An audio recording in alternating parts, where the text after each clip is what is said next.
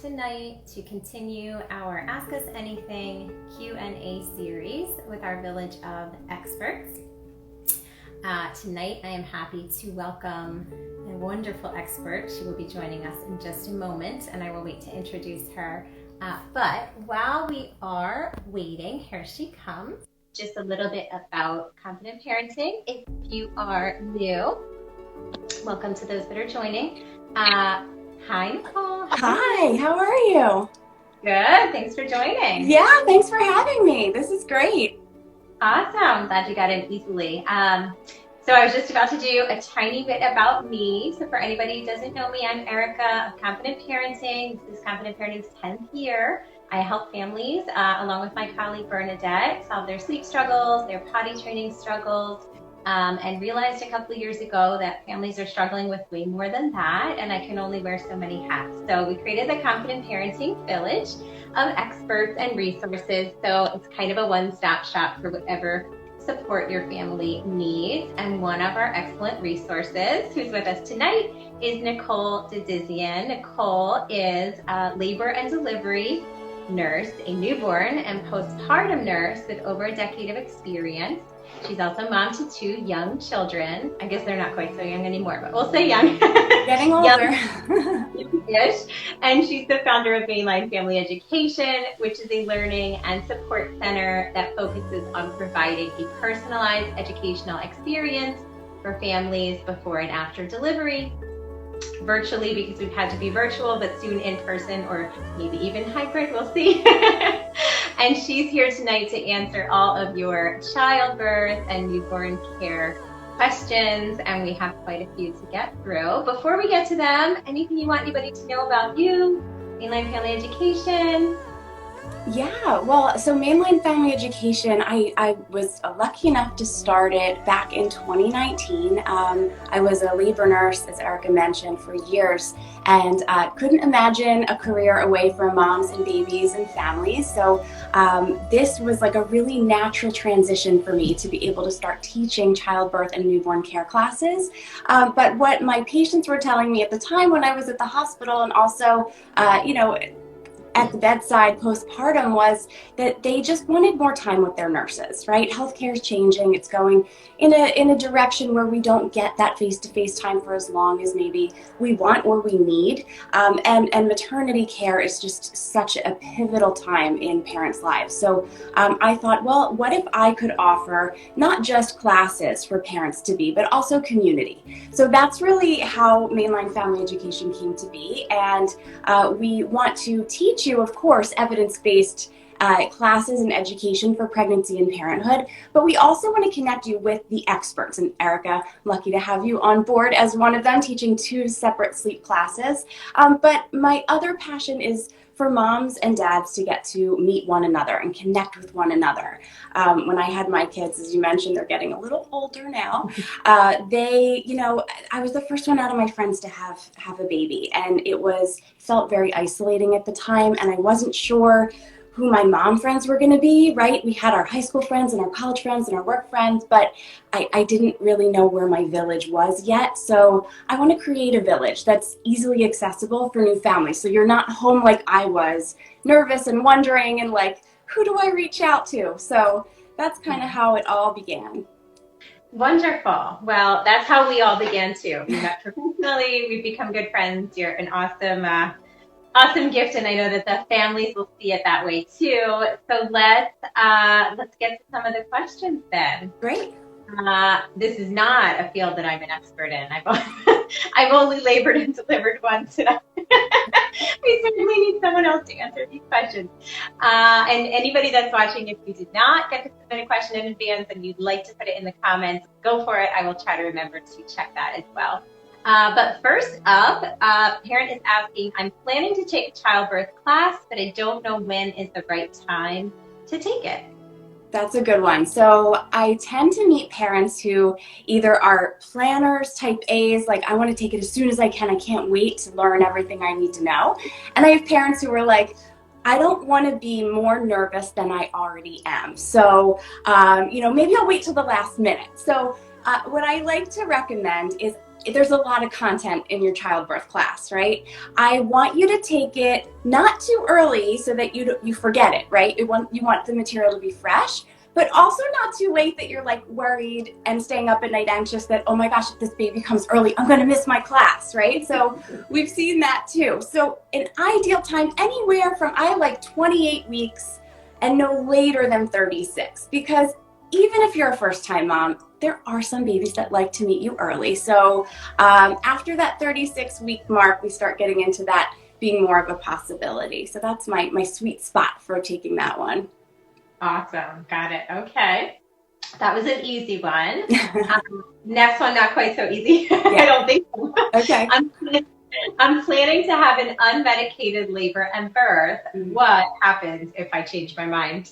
This is another one that we talk about a lot during our classes, because there's a lot of parents who work very hard to prepare, right? We like to help them during the class, put tools in their toolbox to pull out during those moments when, contractions are difficult to get through. So I always recommend just communicate like crazy with your partner and with your nurse. I always say your nurse is like your BFF during labor. So if you're planning to have natural childbirth, she is going to hold your hand and cheer you on and help you through it. If at any point that changes, communicate that too. Even if you're like, I'm like at, 10% considering it now. Okay, now maybe I'm at 20, because it happens, right? Some moms are successful. Other moms say, you know what? I think I might want to ask if I can get that epidural. So as long as your nurse knows, and give us a little bit of a heads up on that, because we do need to communicate that with your doctor or your midwife, and also with anesthesia. So over communicate is kind of my rule of thumb. Got it. Okay, good. You need maybe a safe word. Like, I really changed my mind if I say that. Anything before that is like too little of a percent. Right. Got it. All right. So I'm actually going to skip around because there's one that goes along with that. When is it too late to get an epidural?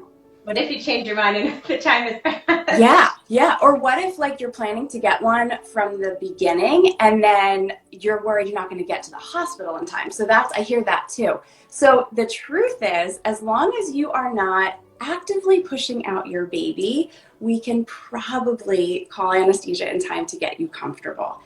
So there is no hard, fast, this, amount dilation. Sorry, you're out of luck, which is great news. I've had patients get it at 9 centimeters before, right? So it happens. I don't recommend waiting until the last minute, but there's very few instances where we're going to say, sorry, you're out of luck. Okay. I feel like I've heard stories where it progressed too quickly and it couldn't happen, but it sounds like that's maybe one of those urban legends. I don't know. No, I wouldn't say that. I actually wouldn't say that, but I will tell you that the odds of a first-time mom going super, super fast and progressing from 1 or 2 centimeters all the way to 10 is way less likely than if you're a second or third time mom, right? Second and third babies come faster. Your body's done this before. It's like, oh yeah, I remember, I'm good. Whereas your first labor, it just takes a while longer, usually. Of course, there's exceptions to every rule. It's not black or white. There's so much gray area. But in general, first-time moms can feel a little more comfortable that they have that time to get to the hospital. Got it. Okay, good. All right, next question. And anybody that joined, feel free to post questions in the comments if you didn't get to earlier. What, if anything, can I do in advance to make laboring and delivering smoother for myself and for my baby? I remember doing tons of stuff in advance that I thought was going to help. I don't think it did. No. Oh my gosh. What kind of would have been like if I hadn't done that? What kind of things did you do? I did the perineal massage with oil, and I was doing all kinds of stretches, and I don't even remember because it was 11 years ago, but I, did all the things that I could come across. I was like, I'm not going to tear it. It's going to be great. I've done all this advanced prep. No, not so. I love that you brought that up, because I think, we focus on the physical aspect of labor, and there's only so much you can do, right? At every labor, you're going to get to a fork in the road where you're going to have to make a decision, and maybe it's not going exactly as planned. I always tell moms there's no such thing as the perfect labor. It literally does not exist. So don't don't marry yourself to this idea of this perfect way that everything's going to go. You can.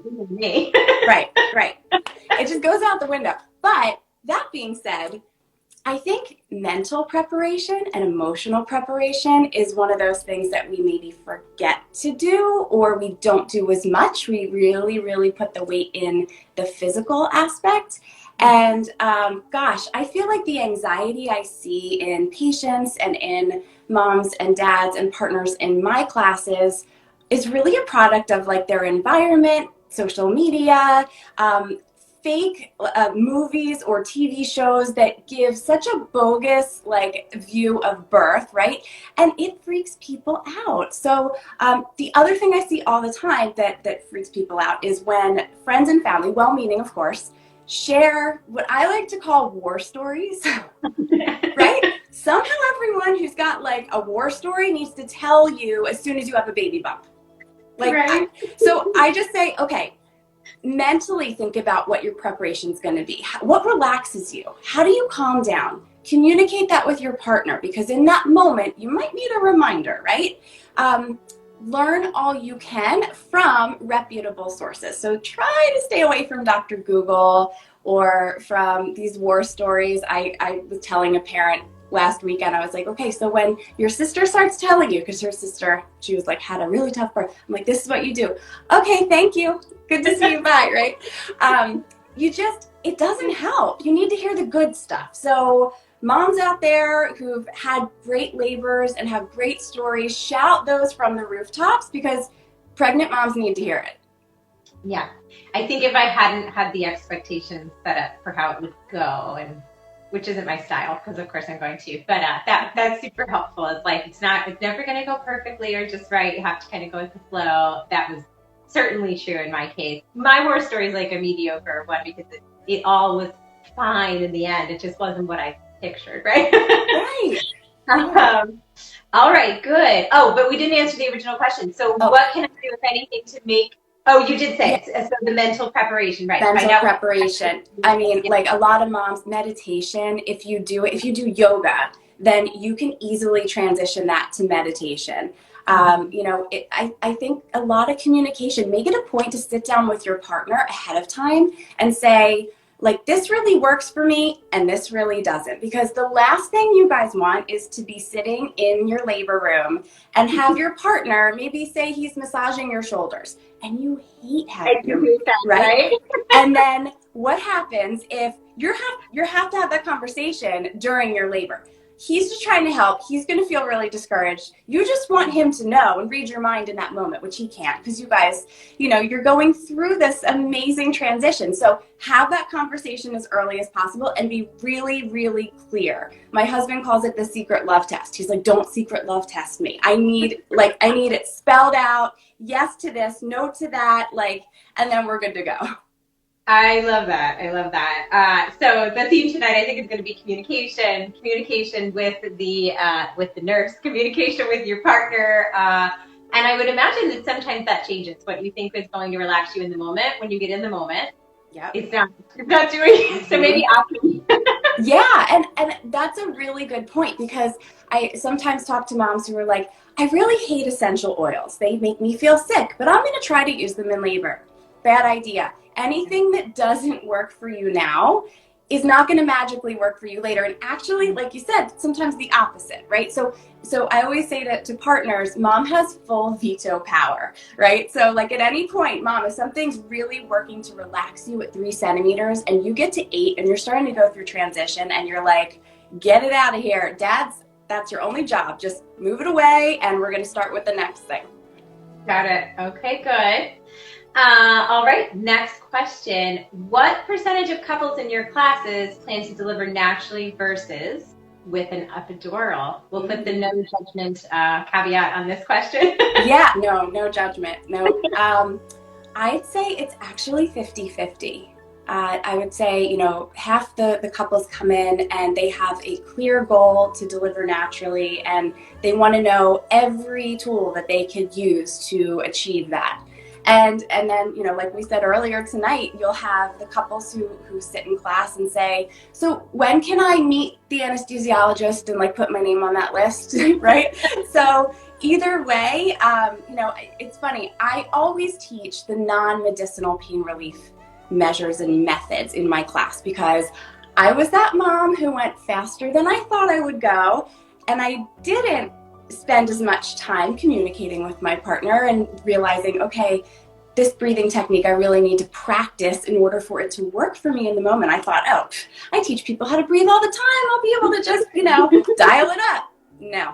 So I couldn't get anesthesia as quickly as I thought I'd be able to. And because I didn't learn those techniques, I didn't have them available to me. So I teach it to everybody because you never know. And I think if you feel really confident and practiced, it also takes away some of that fear and anxiety that a lot of new moms face leading up to their due date. So it's fair to say, in your opinion, the childbirth classes, all that comes with it, breathing exercises, just as important, even if you're a person that's like, I want everything, I want the drugs, I want it right away. Yeah. You never know what's going to happen, and it can't hurt anything. No. And it demystifies the unknown. And I love to do myth busting too during the classes. So I love it when couples come and say, but I heard this, and then be able to say, okay, so this is how it's actually going to go, and kind of walk you through from the moment you get onto the unit, if you're delivering at a hospital or if you're delivering at a birth center, wherever it might be. These are the steps. This is what you're going to encounter, and up until the point when you're discharged home from the hospital. Awesome. Okay. What's the one thing I should remember to pack in my hospital bag? Hopefully they're packing more than one thing, but I understand the question. Yeah, for sure. Yes, you need many things. Not as much as you would think, but okay. So the one thing that I have not seen on other lists, because I love looking and searching through other people's lists, right? You can find a list anywhere. We want your one thing. Okay. It is, believe it or not, headache medicine for your partner. Because a lot of parents don't realize that when you're in the hospital, your nurse can only medicate the patient. So it's either mom or baby, right? And the number of dads who have come to labor nurses and been like, oh my gosh, I have such a splitting headache. Can you give me some? And we can't. Yeah. So whether it's Tylenol or Motrin or whatever works for you, just make sure you pack that in your bag, or you put it in dad's bag, and that it's in the room with you because he'll be comfortable too. I love that. I don't feel like I've seen that on other lists. Welcome to everybody that just joined. If you have a question for Nicole, put it in the comments. And if you just missed that tip, the one thing she would have you put in your hospital bag is headache medicine for your partner. Very cool. All right, great. So this question would have been helpful for me. How will I know when it's time to go to the hospital? Because I should have gone much sooner than I did. Via phone, the midwives were saying I was way early and I should stay home, but there must have been a miscommunication about what I was experiencing and what they thought I was experiencing. Oh my gosh. I showed up fully dilated and ready to push with my first. Okay. So everyone who's watching, that's not typical. All right. Right. Not right. What I said about my worst story. I was trying to be so calm and cool and collected, and they were like, you're early, get in the tub. At the same time though, there's something to be said for letting your body do a lot of work on its own and not intervening. So, the OBs and the midwives that I know would say, oh my gosh, that's amazing, good for you, right? Because we didn't have to tweak things. Your body did it. That's great, especially first baby, fantastic. Okay, so it's funny. This is a good question because, again, I think it produces a lot of anxiety, right? You don't want to not make it to the hospital. And as we said, very slim chance of that happening, but what's the risk of him coming out? It all went well. He didn't come out for quite a while. Okay. So it all worked out. You got there in time. Nobody in the car story. Oh, good. Awesome. So I like to recommend when you're counting your contractions to wait until they are 5 minutes apart and they're lasting for at least a full minute, and you are counting them in that pattern that's regular for at least 1 hour. So that's, and again, there's gray area there. If you're super uncomfortable and you can't wait till that point, then yeah, you're gonna call your doctor and say, hey, I want to come in. But that's kind of the gauge that we like to ask parents to kind of evaluate at home before you come into the hospital, because coming in earlier, we might have to intervene more. You're going to be with us for longer. It's going to just be, from start to finish, a longer process. But if you're home, you're able to move around your house. You can hop in the shower. You can have a meal. You're not in a bed with monitors on you. That being said, I know a lot of hospitals are rolling out some wireless monitoring, which is amazing because moms should be able to move in labor. And I just love the idea of moms being up and walking around their room, not having to be close to, the main station for us to keep your baby and you on the monitor. So that's coming, if not already here in a lot of hospitals in our area. But yeah, 511 is that number to remember before calling your doctor and going in. Excellent.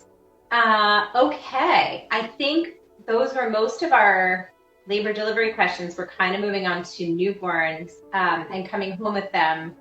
Before we do that, is there a question you wish someone had asked about labor and delivery? Anything you want to throw in there that we didn't touch on? I can always come back. Let's see. Oh, I think the only thing is, if anybody is home and is wondering if their water broke or not, and thinks maybe it did, but probably not, I would really prefer you guys err on the side of caution. Call your OB, let them know you're not sure, come into the hospital, let us check. We can actually check the pH of the fluid, believe it or not to get too technical, but, and the fluid is very different if it is amniotic fluid. So we can tell pretty much right away if you come in the hospital if yes, your water has broken or not, because we don't want it to be broken for too long. There's a risk of infection. It's no longer a sterile environment. So I always say, if you're not sure, that is 100% a phone call. No reason to wait. Worst case scenario, you come in, we say, nope, you're good, and then we send you home and you have a nice meal. I mean, it's pretty easy. So don't hesitate to call. Don't hesitate to come in if you have questions about that. Good to know, too. I didn't know that mine had. They were mad at me. They're like, you should have told us. I'm like, I didn't know. I didn't know anything. It was my first time. Definitely good advice. Okay, so let's say we get through that part. You're making it sound, not intimidating whatsoever, which is lovely. Once you're ready to bring your baby home from the hospital, do you have you did your one thing in the bag. Do you have a one thing, a need to have item that you recommend that will make life easier when parents get home from the hospital? So I think it's really hard to pick just one, for sure. But something, I know. Well, so a really good swaddle blanket or something that's, if it's not a full blanket, like a sack, right? And I know this is your wheelhouse, my friend, but a solid sack that I think the most important, because there's a lot out there, and there's new ones coming out every day, and we're always looking at them. Something you feel confident as new parents using. So not something you're taking out of the package that night, your first night home. Something that maybe you took out, you kind of played with, you brought to the hospital with you, you practiced a couple times. So yeah, a good swaddle blanket, because that baby wants to feel like they're back inside. We are kind of trying to trick them for a good 8 to 12 weeks after birth, and that is what calms them down the most. So if we can swaddle them up and have them really nice and tight, then they're like, oh, this is amazing. But if they're all open, they get, they're less settled. They're more nervous, and they wake up more and they cry more. So we want to soothe them with that swaddle. The other thing that worked for me that I could not live without in the first days after I brought my daughter home, and this was something that I didn't know was a nurse, I didn't know till I became a mom, was the pajamas with the built-in feet and the mitten cuffs that zippered. If I could like send an SOS to every company that made pajamas or one-piece outfits and say zippers, because I mean, when I didn't have time to do the laundry and I'd be with the snaps would be like all, and it's 2 a.m. and you're like, I can't see straight anyway. How am I going to get these snaps? Line up snaps with a squirmy baby. Exactly. So yeah, zippered onesies. And if anybody gifts you zippered PJs, just give them an extra big hug because they're fantastic. Excellent. Okay, let me see what is up next. Aha, my newborn really hates baths. We struggle with this also. How often do we need to bathe them, and any tips for making it less upsetting? That's really good. And I just want to start by saying that I think, parents to be hear a lot of routine, nighttime routine, bathing before bed, calms and soothes baby. And yes, but not at the very beginning. So again, that 4th trimester, that first 8 to 12 weeks is that time when, that advice doesn't really apply. Right? So, and you see all these lovely like bath time pictures, and you probably bought a bath, or you have toys, you're like expecting this to be great. And then your baby hates it, which is actually typical of newborns. So if you put your little one in a tub and they turn red like a tomato and they're screaming, you are not alone. But there's some things you can do that I found make it a little less jarring for the baby, right? Because again, if they're swaddled all day and they're comfy and they're on you and they're eating and they're sleeping, and then you take all their clothes off and you stick them in water, they're like, what happened? So I recommend getting a small space heater. This worked really well for my kiddos. And putting it in your bathroom, shutting the door for 5-10 minutes before you take your baby's clothes off and put them in the bathtub. So it's nice and warm. So there isn't that transition between being clothed and swaddled and being without any clothes on. They don't feel cold. You don't feel rushed. New parents, you're not like sweating bullets and saying like, oh my gosh, there's 2 of us in here and there's this one little person and we're like losing our minds. So if baby's more calm, you're going to be more calm. So yeah, that tends to work. And also like take advantage of the teamwork. Don't try to do it alone at first. Babies are really slippery when they're wet. So someone should be focusing on washing, and then someone should have the towel ready to grab, right? It can be overwhelming to do it first, especially if your baby hates it. For sure. And then just the other half of that was how often should we be doing that? And is it better if you do it more if your baby loves it, less if your baby hates it? Yeah. No, not at the beginning. So again, like with a newborn, these nighttime bath rituals don't apply yet, right? So most pediatricians right now are saying no more than 2 to 3 times a week for how often you should bathe your baby. I actually heard from a couple last week who said our pediatrician told us no more than 1 time a week. And if you think about it, yeah, your baby hates it. Exactly. It makes you feel better, right? They can learn to love it, and then you'll do it more. But if you think about it, you're really cleaning the dirtiest part of your baby every time you change their diaper.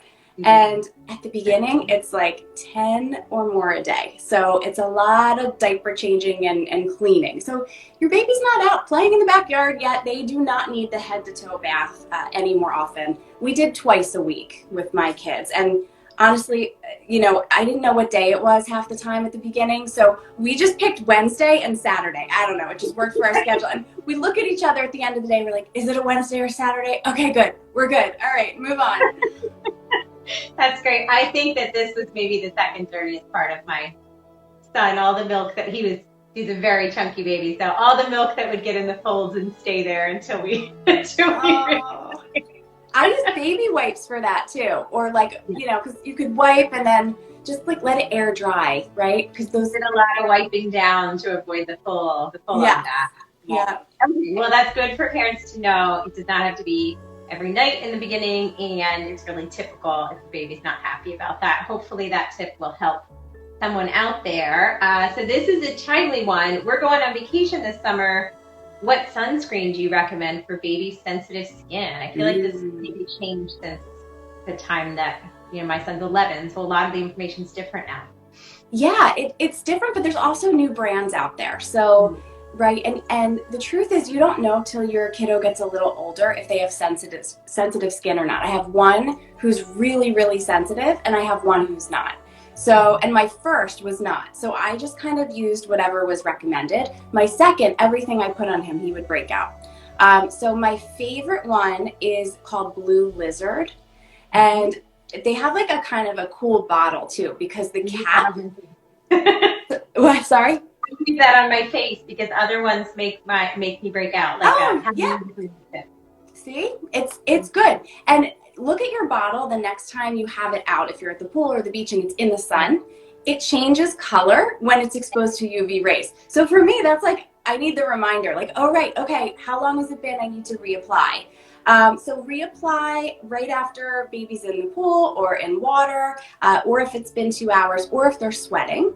But something that a lot of people don't realize is pediatricians don't recommend using sunscreen on babies until they're 6 months or older.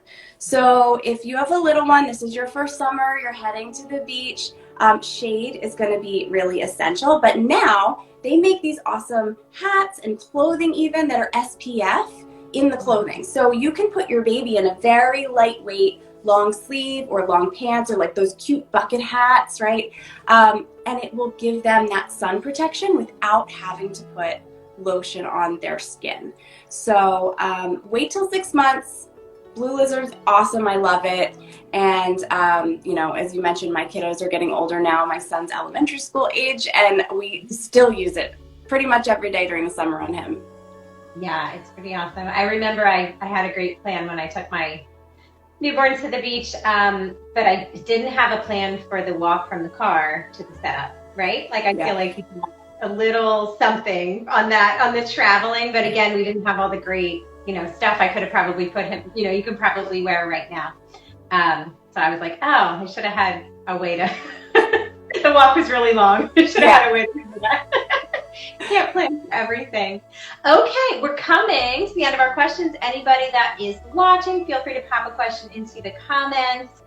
This mom asks, I'm pregnant with my second, and most of the classes I'm finding are for first-time moms. Do you offer any classes that are not? Yeah, no, that's a good question. So for second babies, I mean, I thought I kind of knew it all when I was pregnant with my second, and I'm like, all right, so now I don't have the anxiety about labor. I know how to do the newborn stuff, you know, the feeding, I got the diapering, all that. But what I didn't plan on was that baby number 2 was completely different personality-wise than baby number 1. So I had a kiddo who was a great eater, and she was not a great sleeper. So I also felt like, okay, well, that was my hurdle, you know, with her. And then I get the second one who, pickiest eater in the world. And I swear I did everything the same, you know, and just developmentally at different times, different chronological order to things when they were walking and crawling and talking and all this. And I wish I had known and been prepared for the fact that information to support those moments developmentally, or those moments as a parent of more than one, you know, would be really beneficial to hear from experts. So yes, the answer is yes. We have a bunch. Most of them are ideal for early parenthood. So after your baby is here, there are classes like Tummy Time, which I know you had Dr. Stephanie Lint, pediatric physical therapist, last week. So she teaches Tummy Time and Achieving Milestones, and those are for babies. Tummy Time is really a social class too. So you get to meet other moms and figure out other positions other than flat on baby's tummy that will be beneficial to their development.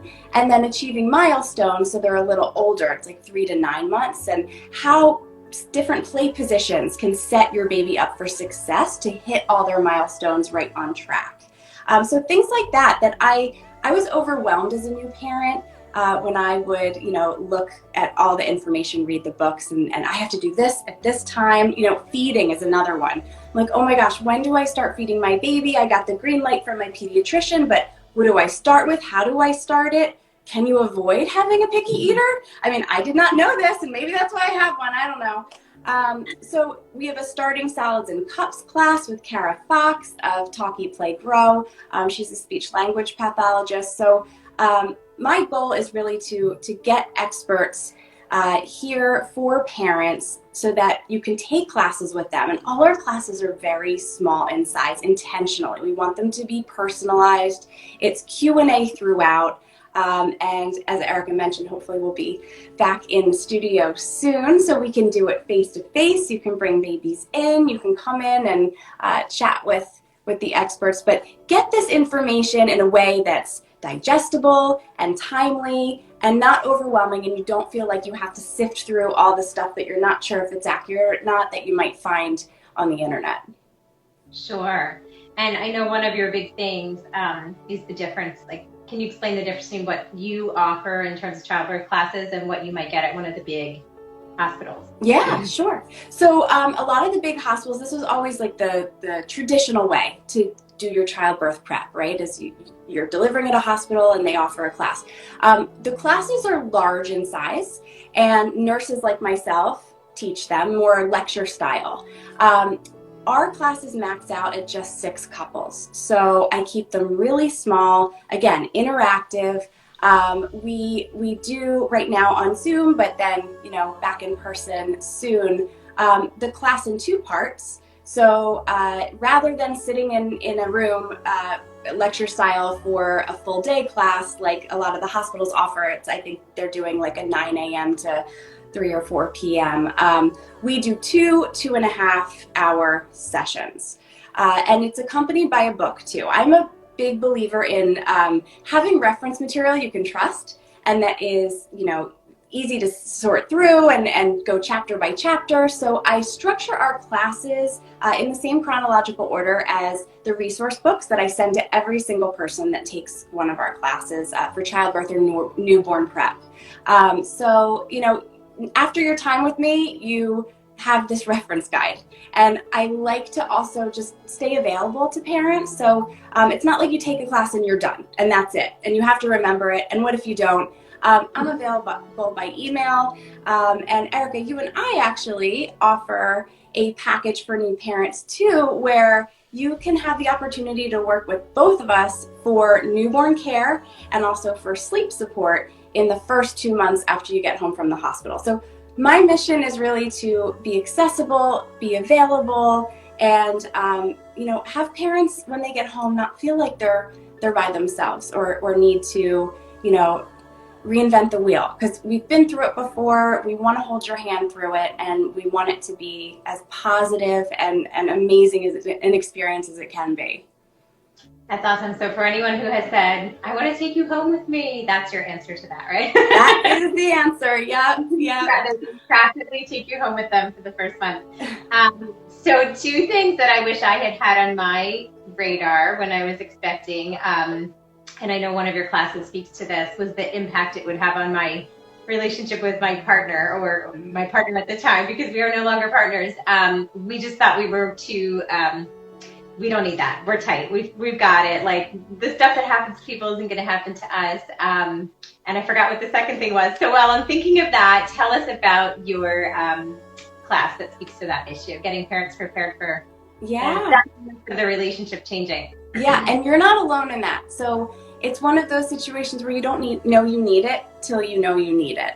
And it is easier to not fix, but prevent if you kind of plan ahead with this one. So it's called Partners to Parents, and it's taught by Dr. Beth Krause. She has spent her career basically focusing on matrescence, or that process of transitioning from a woman to a mother.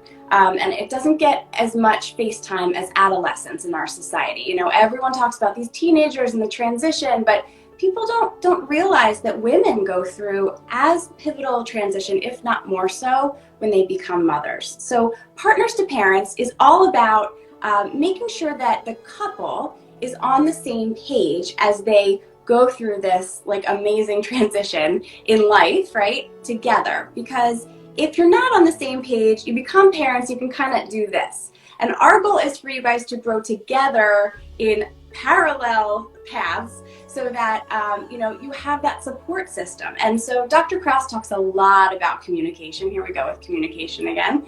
But it's important. And I don't know about you, but like the first thing that happens to me when I'm tired or I'm stressed is I'm not great at expressing myself. I don't sit down with my partner. I mean, once you have kids, it's even harder, right? To sit down and have those real conversations. So Partners to Parents is ideal for expectant parents, parents who already have babies, maybe parents who are expecting their second baby and know, oh my gosh, we really need to get on the same page now. It's very, very small. It's more of a workshop, and it maxes out at 4 couples. And actually, we're running it on Wednesday night, and it's full. But yeah, it's just a great opportunity to, again, meet other couples, share what's going on for you, really having that set up so that you and your partner can share really important stuff that will strengthen your relationship as your baby grows. I would say to parents, even if you're thinking like I did, we're tight, we don't need it, what could ever go wrong? I almost feel like it's more important than the child. Like the childbirth is going to happen, it's going to be done, right? But your relationship is gonna hopefully be, indefinite. So it's just so important. Don't be silly like I was and think that you don't need it. And I remember the other thing. So I was far behind my friends when I had my sons, so their kids were already, and so I had to find new, you need other parent friends with kiddos around the same age going through the same things. And that's been so hard for parents during this pandemic. So can you talk a little bit about your mom meetups? Yeah. So we started these as just for new moms. And again, it came from my feeling of isolation and wanting a village that I didn't know where to find when I was a new mom. So when we were in person before the pandemic, I would host these in the studio every other week, in the mornings, usually, some weekends, some weekdays, just to kind of allow for moms who were headed back to work, but still had made friends and wanted to keep those relationships going. And moms come with their babies, and we sit down and we just talk about everything and anything parent related. You kind of meet your new friends that way. So what we found is moms, this is like my favorite thing, moms who met at the meetups, now their kiddos are turning 2 and they're planning swim lessons together, or they're going to music classes together. As the world opens up, these babies are becoming fast friends because their mothers did very early on. So I continued the meetups virtually during the pandemic. So we're still doing them every other week. And I added meetups for pregnancy because, again, everyone was all by themselves going through this transformative time. And, looking down as the bump gets bigger and bigger and bigger. And you're like, oh my gosh, I feel like I'm the only one in the world going through COVID pregnancy. This is crazy. Right? So I started hosting pregnancy meetups in the evenings once a month, and they're still going strong too. So again, some of the moms who meet in the meetups then get to take childbirth classes together and newborn classes and breastfeeding classes. So they kind of stay in the same time frame, and then they deliver their babies. They're connecting on Facebook and through chats, and it's a really, really lovely thing to see. Awesome. Wonderful. All right. Well, I guess anything else you want our audience to know about that's coming up that we didn't touch on, and then just tell everybody the best places and ways to find you. Yeah. So our website is www.mlfed.com. We are on Instagram and on Facebook at Mainline Family Education. You can, follow me there. I try to post all of our upcoming classes and events and meetups there, so you can kind of keep track. But I think, if you have questions, you can feel free to email me directly or direct message me through social media. I'm Nicole at mlfed.com. And we're located in Devon. So for those of you that are, Philly or even western suburbs, I've had families join us from as far as the city and even a little bit of South Jersey, Cherry Hill area, and even over Downingtown, Coatesville, Exton, that area too. Westchester, we have a ton of families. So once we are back and the studio is open again for classes and meetups, we would love to see you guys in person.